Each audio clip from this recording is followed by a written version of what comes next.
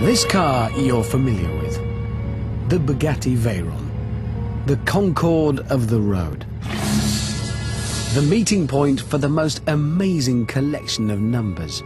£1 million, 1,000 horsepower, and a top speed of 252 miles an hour. But spin the clock back 15 years, and in the 1990s, this was the ultimate road car. The McLaren F1. Like the Bugatti, the McLaren is an orgy of mind-bending numbers.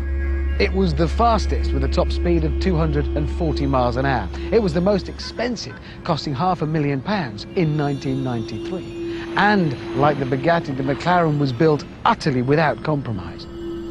The engine bay was lined with gold, because gold is the best heat reflector. An entirely new and unique gearbox had to be developed because no existing gearbox could survive the torque from the 6.1-litre BMW engine. It was the first carbon fibre bodied car.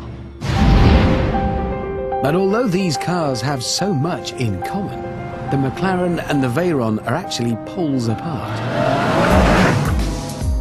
Whereas the Veyron is loaded with technology, the McLaren gets nothing. No traction control, no ABS.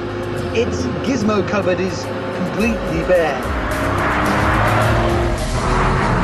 The F1's creator wanted his machine to be just the greatest, the purest driving machine, in the same way the Bugatti's creator wanted it to be the most amazing technical achievement. And that shines through the way they feel. Changing gear, it's like sliding the bolt action forwards on a rifle, that well-oiled, mechanical, metallic feel. And you sit slap bang in the middle for that racing driver sensation. Oh dear Lord.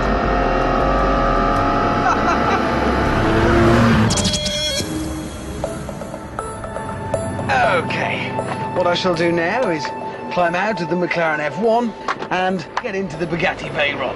Not a bad day, this one, so far.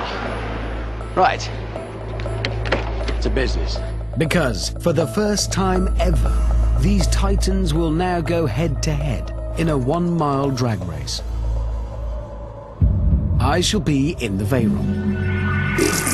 And in the McLaren, a man who has no idea that he's about to make history. He is quite excited though. He saw his first camel today. Actually, I'm quite glad it's him in that car, because today that McLaren is worth £2 million. If we do come together though, he does know the drill.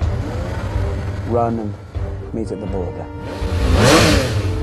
Nearly ready. On paper, the Bugatti's got it. I've got 1,000 horsepower, 370 more than the McLaren, but the McLaren weighs less, so it's got more power to weight.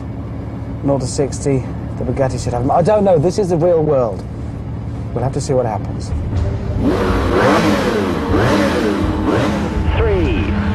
2, 1, go! Yes, this is it. Forward into history. What? How is that happening?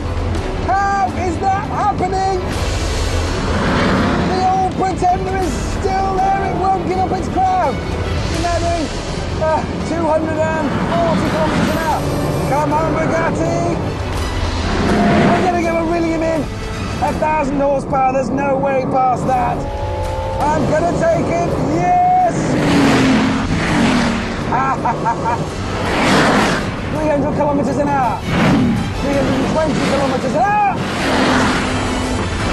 Yes!